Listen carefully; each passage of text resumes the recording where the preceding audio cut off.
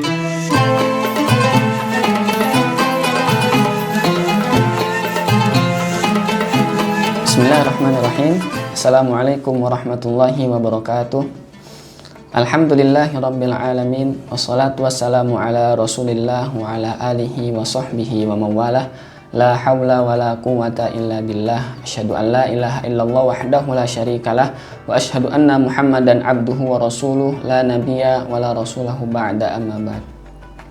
Alhamdulillah, segala puji bagi Allah Subhanahu wa taala yang telah memberikan kita karunia kenikmatan, kesehatan, kesempatan sehingga kita masih dapat melaksanakan salah satu kewajiban yang Allah berikan kepada kita, yaitu adalah ibadah puasa dalam keadaan sehat walafiat. Yang dimana ketika kita ingin menghitung kenikmatan yang Allah berikan tersebut kepada kita, niscaya kita tidak akan dapat menghitung kenikmatan yang Allah berikan tersebut kepada kita. Karena apa? Karena Allah Subhanahu wa taala sendiri telah berfirman, "Wa in ta'uddu ni'matallah la tuhsuha." Jikalau kalian ingin menghitung kenikmatan yang Allah berikan kepada kalian, niscaya kalian tidak akan dapat menghitung kenikmatan yang Allah berikan tersebut kepada kalian.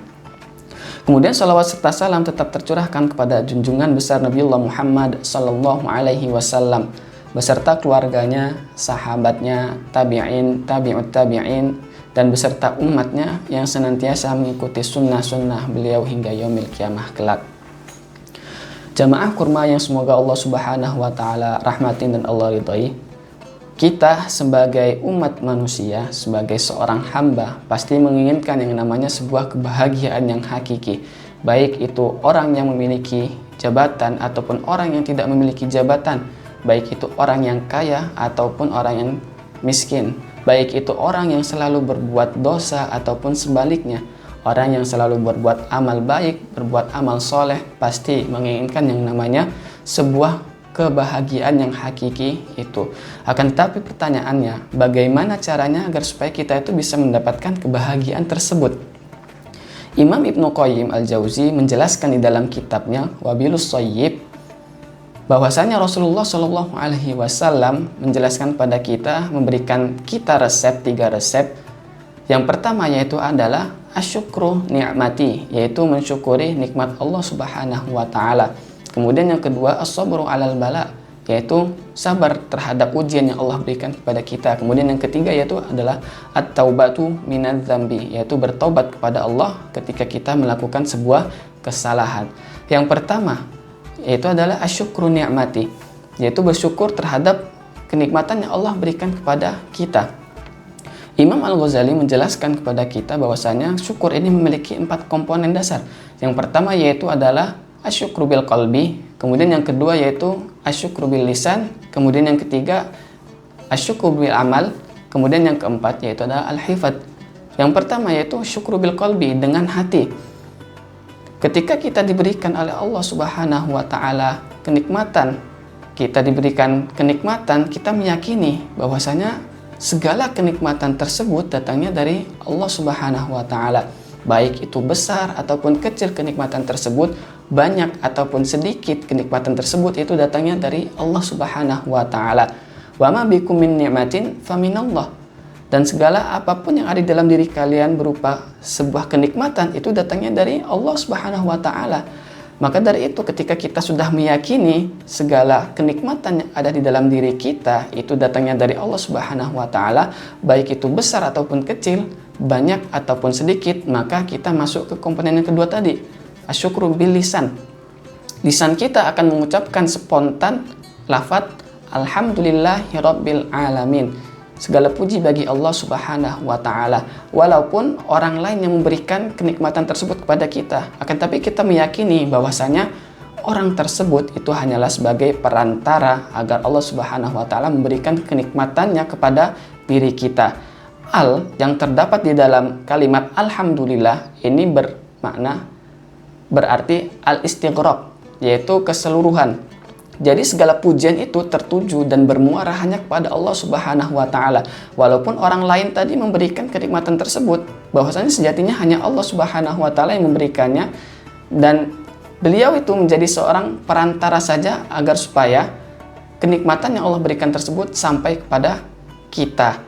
Kemudian yang ketiga yaitu adalah asyukru bil amal, yaitu dengan perbuatan. Ketika kita diberikan kenikmatan oleh Allah Subhanahu wa taala, kita gunakan kenikmatan tersebut di jalan yang diridhai oleh Allah Subhanahu wa taala dengan beribadah, dengan sedekah ataupun yang lainnya.